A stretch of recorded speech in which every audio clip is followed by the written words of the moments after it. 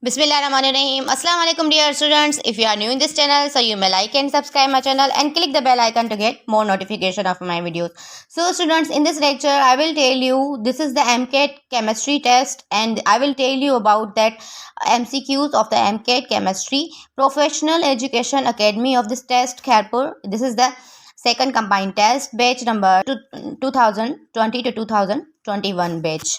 Here is the question number 1, that the density of the gas can be determined by formula. That what is the formula of the density of the gas can be determined by. So here is the answer is the D. D is equal to Pm upon RT. Here is the answer is the D is equal to Pm upon RT. तो answer ये क्यों होगा, ठीक है, इसका ये क्या है, डेंसिटी का ये क्या है, फार्मूला है, इस वजह से तो क्वेश्चन नंबर 1 है कि the density of a gas can be determined by formula. तो फार्मूला होगा D is equal to Pm upon RT. तो फार्मूला ये क्यों है, ये फार्मूला इस वजह से है कि इसकी एक्सप्लेनेशन मैं आपको दिखा देती हूँ कि डेंसिटी की पूरी जो एक्सप्लेनेशन है वो क्या है, ठीक है. जो पूरा फार्मूला है, इसका जो पूरा फार्मूला है वो है D is equal to Pm upon RT, ठीक है. इसका जो पूरा फार्मूला है वो D is equal to Pm upon RT है, ठीक है. अब इसका ये पूरा formula D is equal to Pm upon RT क्यों है, क्योंकि P क्या है, प्रेशर है, M क्या है, मोलर मास है, ठीक है, और R क्या है, वो जनरल गैस कांस्टेंट है, ठीक है. यानी जनरल गैस इक्वेशन से हमें R मिली है, ठीक है. T क्या है, टेम्परेचर है, P प्रेशर है, M क्या है, मोलर मास है, ठीक है. अब ये मोलर मास जो है ये कभी भी चेंज नहीं होता, ये एक प्रॉपर्टी है, ठीक है. क्या है, एक प्रॉपर्टी है. मॉलिक्यूलर मास जो है कभी भी चेंज नहीं होता, वो एक क्या होती है, प्रॉपर्टी होती है. अब यहाँ पे मास अपॉन वॉल्यूम, ठीक है, मास अपॉन वॉल्यूम जो होता है वो डेंसिटी के बराबर होता है. मास अपॉन वॉल्यूम किसके बराबर होता है, डेंसिटी के बराबर होता है, ठीक है. तो यानी डेंसिटी का फार्मूला यही है कि मास अपॉन वॉल्यूम, सही है. अब मास अपॉन वॉल्यूम जो है वो क्या है, मतलब वो हम यहाँ पे क्यों नहीं लिख रहे हैं. उसके बाद सिचुएशन कौन सी आएगी, उसके बाद जो सिचुएशन है मैं आपको दिखा देती हूँ कि वो ये है कि उसके बाद जो सिचुएशन है वो ये है कि PV is equal to NRT. तो PV is equal to NRT से क्या बना, ठीक है, N अपॉन V RT क्यों निकला, ठीक है. क्यों, क्योंकि जब हम प्रेशर वॉल्यूम यहाँ पे मल्टीप्लाई में है, जब हम यहाँ पे लेके आएंगे तो वो क्या हो जाएगा, डिवीजन में आ जाएगा, सही है. उसके बाद जो है pressure is equal to density into RT upon molecular mass क्यों आया, ठीक है. क्यों, क्योंकि अब यहाँ पे ये मॉलिक्यूलर मास क्या है, एक प्रॉपर्टी है जो फिक्स्ड है, कभी भी चेंज नहीं होगी, ठीक है. ये डिपेंड नहीं करती ना टेम्परेचर पे, ना प्रेशर पे, ना वॉल्यूम पे और ना डेंसिटी पे. बाकी चीज़ें चेंज होती रहती हैं. अगर प्रेशर डबल होगा तो डेंसिटी पे इफेक्ट पड़ेगा, या वॉल्यूम पे इफेक्ट पड़ेगा या टेम्परेचर इनके इंक्रीज करने से जो है, सपोज अगर प्रेशर इंक्रीज होगा, ठीक है, तो डेंसिटी क्या होगी, इंक्रीज होगी. अगर प्रेशर 2 टाइम्स इंक्रीज होगा तो डेंसिटी क्या होगी, 2 टाइम्स इंक्रीज होगी, ठीक. के बाद जो सिचुएशन आएगी वो D अगर हम बाहर रखेंगे, ठीक है, तो PM ये आपस में मल्टीप्लाई करेंगे, PM अपॉन RT, और RT यहाँ पे मल्टीप्लिकेशन में, यहाँ पे डिवीजन में आ जाएगा. तो ये फार्मूला बन जाएगा, ठीक है, जो क्वेश्चन में था एक्चुअली. ये P is equal to density into RT upon molecular mass. क्यों, क्योंकि आपको पता है कि जो डेंसिटी है वो मास अपॉन वॉल्यूम के बराबर है, मास अपॉन वॉल्यूम के बराबर है. तो डेंसिटी की जगह पे यानी मास अपॉन वॉल्यूम की जगह पे जो है ये N क्या है, ये एक मोलर मास है, क्या है, मोलर मास है, ठीक है. और ये मोलर मास जो है वो यहाँ पे मॉलिक्यूलर मास, मोलर मास जो है सेम है, ठीक है आपका मोलर मास जो है, ठीक है, वो सेम होता है मॉलिक्यूलर मास, यानी मॉलिक्यूलर मास या मोलर मास जो है वो क्या है, सेम है, ठीक है. तो उसके बाद जो है ये डेंसिटी जो है यहाँ पे, ठीक है, ये मल्टीप्लाई करेगी RT के साथ, ठीक है, क्योंकि डेंसिटी बराबर क्या होती है, मास अपॉन वॉल्यूम के बराबर होती है ना, ठीक है. तो मास अपॉन वॉल्यूम लिखें या डेंसिटी लिखें, बात सेम है, ठीक है. उसके बाद मॉलिक्यूलर मास क्यों, क्योंकि ये N है, ये मोलर मास है, ठीक है. मोलर मास या मॉलिक्यूलर मास बात सेम है. ये यहाँ पे मल्टीप्लाई कर रहा है, यहाँ पे क्या आएगा, डिवीजन में आएगा. तो इस तरीके से सिचुएशन जब चेंज हो जाएगी तो इसी सिचुएशन से क्या बनेगा, ये वाली सिचुएशन बनेगी, ये वाला इक्वेशन बनेगा, उसके बाद ये वाला बनेगा, ठीक है. यानी कि यहाँ पे मल्टीप्लिकेशन में आपस में डिवीजन करके जब डेंसिटी बाहर आएगी तो आंसर आएगा PM अपॉन RT. तो ये आपका फार्मूला था, ठीक है. क्वेश्चन नंबर फर्स्ट पे ये क्वेश्चन था. उसके बाद सेकंड क्वेश्चन है कि a gas has density D, pressure and P. अगर डेंसिटी बढ़ेगी तो प्रेशर क्या, जाहिर सी बात है बढ़ेगा. मैंने आपको बताया if pressure is double then what will be the density, ठीक है. अगर प्रेशर बढ़ेगा 2 टाइम्स तो डेंसिटी भी 2 टाइम्स बढ़ेगी, ठीक है. ये मैं आपको यहाँ पे दिखा गई, कि प्रेशर बढ़ेगा तो डेंसिटी भी 2 टाइम्स क्या होगी, इंक्रीज होगी। ठीक है, और एक दूसरी बात की क्वेश्चन नंबर 2 में मैंने एक्सप्लेनेशन यहाँ पे लिखी हुई थी कि ये आपकी आर जो है वो एक जनरल गैस इक्वेशन की जनरल गैस कांस्टेंट है। ठीक है, वो एटमॉस्फेयर इसका जो है यूनिट होगा, उसका एटमॉस्फेयर वॉल्यूम इसका जाहिर वॉल्यूम का जो यूनिट होता है लीटर, ठीक है, पर मोल, और जो है केल्विन यानी ये यूनिट होगा इसका टेम्परेचर का। ठीक है, उसके बाद जो है ये यहाँ पे जनरल गैस कांस्टेंट अगर आप इस तरीके से नहीं लिख रहे हैं, पर में डिवाइड में नहीं लिख रहे हैं, तो आप यहाँ पे फिर -1 देंगे। ठीक है, डिवीजन को हटाकर यहाँ पे -1 दे देंगे। सही है, और ये भी सेम ही सिचुएशन है जो ये मैंने नीचे दिखाई आपको। ठीक है, उसके बाद है at constant temperature and if pressure of at constant temperature पे if pressure of a gas is double then the density is also double. ठीक है, यही सेकेंड क्वेश्चन था। At constant temperature and pressure molecular mass is not directly proportional to density, यानी molecular mass जो है वो आपकी एक प्रॉपर्टी है, वो कभी भी चेंज नहीं होगी। ठीक है, तो वो कभी भी डायरेक्टली प्रोपोर्शनल नहीं होगी डेंसिटी के। सही है, उस वो जो है डिपेंड नहीं करती। मॉलिक्यूलर मास एक प्रॉपर्टी है, वो अगर उसकी वो चेंज नहीं होती, ना प्रेशर पे ना वॉल्यूम पे, इन पे इफेक्ट नहीं करती। और थर्ड क्वेश्चन है the molar volume of CO2 is minimum at, जो थर्ड क्वेश्चन है the molar volume of CO2 is minimum at जो है वो किस टेम्परेचर पर जो है मिनिमम होगा। ठीक है, कि किस टेम्परेचर पे हम ये जो टेम्परेचर है इसी same PV is equal to NR equation में ये पुट करेंगे टेम्परेचर और प्रेशर। उसके बाद जो वॉल्यूम आएगा वो मिनिमम जो वॉल्यूम है, इन सब टेम्परेचर जब हम पुट करके मिनिमम जो वॉल्यूम आएगा वो इस सिचुएशन पे आएगा। ये मैं आपको स्क्रीन पे दिखा देती हूँ।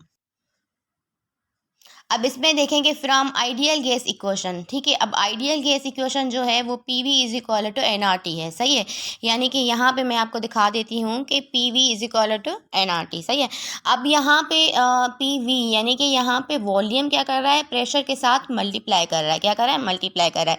लेकिन यही अगर हमें वॉल्यूम फाइंड करना होगा तो प्रेशर जो है वो डिवाइड में आ जाएगा यहाँ पे। सही है, अब उसके बाद है कि सपोज अगर हम N जो वैल्यू है वो 1 मोल ले रहे हैं, क्या ले रहे हैं, 1 मोल ले रहे हैं। सही है, तो वो 1 जो N इज इक्वल टू 1, ठीक है, जाहिर सी बात है 1 इंटू 1 कुछ भी होता है तो वो सेम ही वैल्यू आती है। ठीक है, तो यहाँ पे 1 जो है अगर R के साथ मल्टीप्लाई होगा यहाँ पे तो बात क्या होगी, सेम ही आ जाएगी। सही है, अब मैं दोबारा से आपको दिखा देती हूँ कि यहाँ पे जो है वॉल्यूम अगर हमें फाइंड करना है तो हमारे लिए सिचुएशन जो होगी इक्वेशन की वो होगी हमारे पास V डायरेक्टली प्रोपोर्शनल हो जाएगा, वॉल्यूम डायरेक्टली प्रोपोर्शनल हो जाएगा टेम्परेचर के। ठीक है, कैसे, अब ये देखें यहाँ पे वॉल्यूम हमने क्या करना है, फाइंड करना है। ठीक है, तो हम वो बाहर लेके आए हैं। RT हमारे पास सेम रहेगी ये वाली, और प्रेशर जो है वो भी हमारे पास क्या रहेगा, सेम रहेगा। सिर्फ N जो है वो क्या हो जाएगी, N इज इक्वल टू 1 है तो उसकी जगह पे यहाँ से जाहिर सी बात है मल्टीप्लाई 1 इंटू, तो यहाँ से ये रिमूव हो जाएगा। ठीक है, अब उसके बाद सिचुएशन आ रही है कि वॉल्यूम जो है वो डायरेक्टली प्रोपोर्शनल है टेम्परेचर के, यानी कि जितना टेम्परेचर होगा उतना क्या होगा, वॉल्यूम होगा। तो उसमें सिचुएशन जो आपकी आ रही है वो सिचुएशन आ रही है कि volume is equal to RT upon P, volume is equal to RT upon P। Volume directly proportional है किसके, टेम्परेचर के। ठीक है, और जो R अपॉन P है वो हम क्या लेंगे, यहाँ पे फार्मूले में ले लेंगे, the molar volume of CO2 at what. ठीक है, कि अब हमें यहाँ पे वॉल्यूम फाइंड करना है, क्या करना है, वॉल्यूम फाइंड करना है। तो पहली सिचुएशन है आपकी यहाँ पे दी हुई है कि STP ये लिखा हुआ है, वैसे NTP नहीं है ये STP है। ठीक है, पे जो दिया हुआ है ना कि यहाँ पे क्या है, NTP नहीं है, यहाँ पे STP है, यानी स्टैंडर्ड टेम्परेचर प्रेशर। ठीक है, the molar volume of CO2 at what. ठीक है, द मोलर वॉल्यूम जो है यहाँ पे CO2 का वो कितना है। ठीक है, तो वो हमें यहाँ पे फाइंड करना है। तो इक्वेशन हम ये सेम ही लेंगे। ठीक है, NRT यानी कि RT अपॉन P, N तो बराबर 1 के हो गया। ठीक है, तो R जो है वो जनरल केस इक्वेशन में आपको बता चुकी हूँ कि 0.0821 के बराबर है। ठीक है, R तो ये हमने फाइंड की थी, और ये इसी इक्वेशन फार्मूले से जनरल गैस कांस्टेंट है ये। ठीक है, हमने फाइंड की थी। अब यहाँ पे जो है टेम्परेचर दिया गया है 273। ठीक है, वो 273 क्यों है, क्योंकि आपको पता है कि 273 केल्विन जो है वो 0 सेंटीग्रेड के बराबर होता है। ठीक है, अब यहाँ पे प्रेशर जो है वो 1 एटमॉस्फेयर है। सही है, तो वॉल्यूम आ जाएगा 22.4। सही है।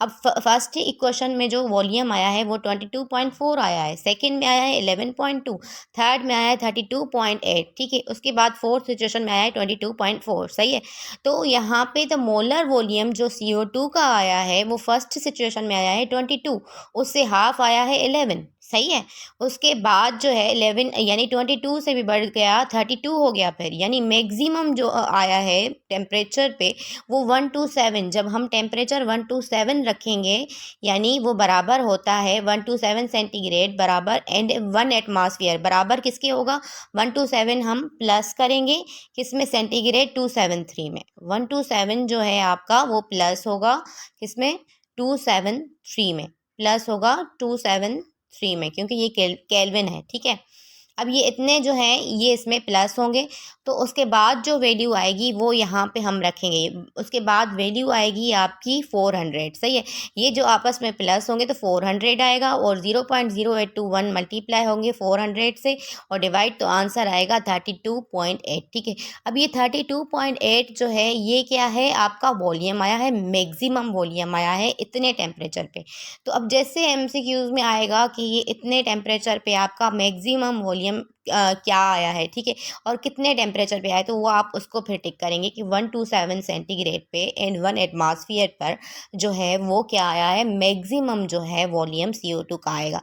तो मिनिमम किस पे आएगा, आप देखें मिनिमम आया है जब हम 273 रखें। ठीक है, 273 रखें और 2 प्रेशर रखें, क्या रखें, 2 प्रेशर, और क्वेश्चन भी यही है। ठीक है, क्वेश्चन भी यही है कि 2 प्रेशर होगा, 273 क्या होंगे आपके केल्विन होंगे। ठीक है, और टेम्परेचर होगा। ठीक है, यानी अब टेम्परेचर का यूनिट क्या है यहाँ पे, केल्विन है। ठीक है, और ये इसलिए लिया गया है यहाँ पे, तो वो बता रहा है कि 0 सेंटीग्रेड में जब हम 0 सेंटीग्रेड जो है वो केल्विन यानी 273 केल्विन के क्या होता है, बराबर होता है। ठीक है, और ये स्टैंडर्ड टेम्परेचर है। ठीक है, और ये स्टैंडर्ड प्रेशर क्या है, 1 है, लेकिन यहाँ पे उन्होंने प्रेशर लिया हुआ है 2, तो 2 प्रेशर पे सबसे कम वॉल्यूम आएगा यानी मिनिमम आएगा CO2 का। ठीक है, उसके बाद है मैक्सिमम आएगा 127 सेंटीग्रेड टेम्परेचर पर। ठीक है, एंड 1 एटमॉस्फेयर पर मैक्सिमम वॉल्यूम आएगा CO2 का। सही है, उसके बाद है कि 273 सेंटीग्रेड अगर आप लेंगे और 2 एटमॉस्फेयर यहाँ पे प्रेशर लेंगे तो आपका जो वॉल्यूम है वो आएगा यानी 2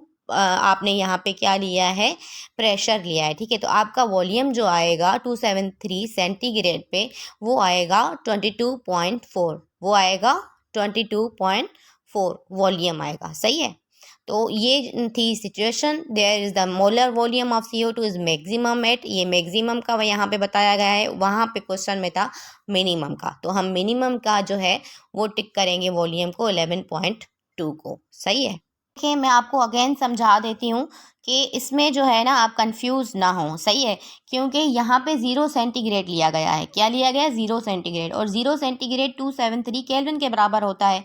ठीक है, 273 केल्विन हमने यहाँ पे रख दिए, तो वो वॉल्यूम जो आ गया वो हाफ में वॉल्यूम आ गया। ठीक है, यानी कि कम मिनिमम आ गया, मिनिमम वॉल्यूम आ गया। ठीक है, ये सिचुएशन आ गई। अगर हम टेम्परेचर लेंगे 127 सेंटीग्रेड यानी सबसे ज़्यादा टेम्परेचर लेंगे और एटमॉस्फेयर आपका क्या होगा, 1 होगा। सही है, तो ये 127 सेंटीग्रेड में प्लस होंगे किसके साथ, 273 केल्विन के साथ, क्योंकि जब सेंटीग्रेड होता है तो उसको हम केल्विन में कन्वर्ट करते हैं। ठीक है, सेंटीग्रेड में ही हम सिचुएशन में नहीं रखेंगे, मतलब फार्मूले में सेंटीग्रेड जो है वो कन्वर्ट होंगे केल्विन में, और सेंटीग्रेड को केल्विन में कन्वर्ट करने के लिए हम 273 के साथ इस टेम्परेचर को प्लस करेंगे। ठीक है, उसके बाद हमारा आंसर आएगा 400 और 400 इसके साथ मल्टीप्लाई होकर मैक्सिमम टेम्परेचर आएगा। ठीक है, अब उसके बाद ये कह रहा है कि अगर 273 टेम्परेचर हो, अगर 273 टेम्परेचर हो यानी सेंटीग्रेड में। ठीक है, यहाँ पे तो बिल्कुल इसने टेम्परेचर क्या लिया हुआ है, 127, यानी मैक्सिमम जो आंसर आया है वो 127 सेंटीग्रेड के टेम्परेचर पर आया है, लेकिन यहाँ पे मैक्सिमम टेम्परेचर उन्होंने D में 4 में लिया हुआ है कि 273 सेंटीग्रेड। ठीक है, अब ये 273 सेंटीग्रेड जो हैं वो किस में प्लस होंगे, जाहिर सी बात है वो 273 में प्लस होंगे। 0 centigrade is equal to 273 kelvin, 0 centigrade is equal to 273 kelvin. ठीक है, 273 केल्विन। अब यहाँ पे अगर 0 सेंटीग्रेड 273 केल्विन के है तो 273 ये केल्विन जो है आपके वो प्लस होंगे किसमें, ये दूसरे जो हम इसने लिया हुआ है टेम्परेचर 273 उसमें, सही है। अब इसमें जो ये प्लस होंगे तो आंसर आएगा 546, आंसर आएगा 546, ये 546 यहाँ पे मल्टीप्लाई होंगे और आंसर आएगा वॉल्यूम का वो 11 से ज़्यादा आएगी, यानी 22.4 आएगा, ठीक है, 22.4 आएगा, ठीक है। अब ये दोनों सिचुएशन में आंसर सेम आ रहा है, इसको हम रहने देंगे। ये बीच के आंसर है, मिनिमम लेंगे, मिनिमम आंसर आया है 11 और मैक्सिमम लेंगे कि मैक्सिमम आया है 32। मैक्सिमम वॉल्यूम आया है आपका 400 टेम्परेचर पर। जब 400 कैसे होगा, जब हम 273 को प्लस करेंगे 127 जो सेंटीग्रेड है उसके साथ, 273 केल्विन को 127 सेंटीग्रेड के साथ जब हम प्लस करेंगे। अब मैक्सिमम टेम्परेचर उन लोगों ने कहाँ पे लिया है, डी में लिया है, लेकिन आंसर उसका वॉल्यूम जो है वो कम आया है, यानी इफ़ जो है temperature increases then volume decreases, ठीक है। तो ये सिचुएशन यहाँ पे साबित हो गई, सही है। अच्छा, इसके बाद जो क्वेश्चन है वो हम बाद में डिस्कस करेंगे, जाहिर सी बात है, क्योंकि एक वीडियो में ये बहुत वीडियो लंबी हो जाएगी, तो इसी वीडियो में जो है बाकी क्वेश्चन में मैं आपको नहीं करा सकती। तो नेक्स्ट वीडियो में जो है वो मैं आपको क्वेश्चन नंबर 4 से जो है कंटिन्यू करवाऊंगी। टेम्परेचर बढ़ाएंगे, ठीक है, टेम्परेचर अगर आप यहाँ पे बढ़ाएंगे तो आपका वॉल्यूम जो है वो क्या होगा, बढ़ेगा, सही है। टेम्परेचर अगर आप कम करेंगे, टेम्परेचर अगर आप क्या कर रहे हैं, कम करेंगे, तो आपका वॉल्यूम भी क्या होगा, कम होगा। तो ये हो गया आपका चार्ल्स लॉ, ठीक है। ये आपस में क्या है, डायरेक्टली प्रोपोर्शनल है, ठीक है। If temperature decreases then volume also decreases, if temperature increases so volume also increases, ठीक है। तो ये आपका चार्ल्स लॉ हो गया, सही है। तो इसमें जो सिचुएशन है, इसमें जैसे कि आप टेम्परेचर बढ़ा रहे हैं तो प्रेशर पे क्या इफेक्ट पड़ेगा, तो इस वजह से मैंने आपको ये चीज़ यहाँ पे दिखाई, ठीक है। तो यहाँ तक आज के लिए बस इतना ही। इसमें अगर आपको कुछ समझ ना आया हो तो you can ask me in the comment section.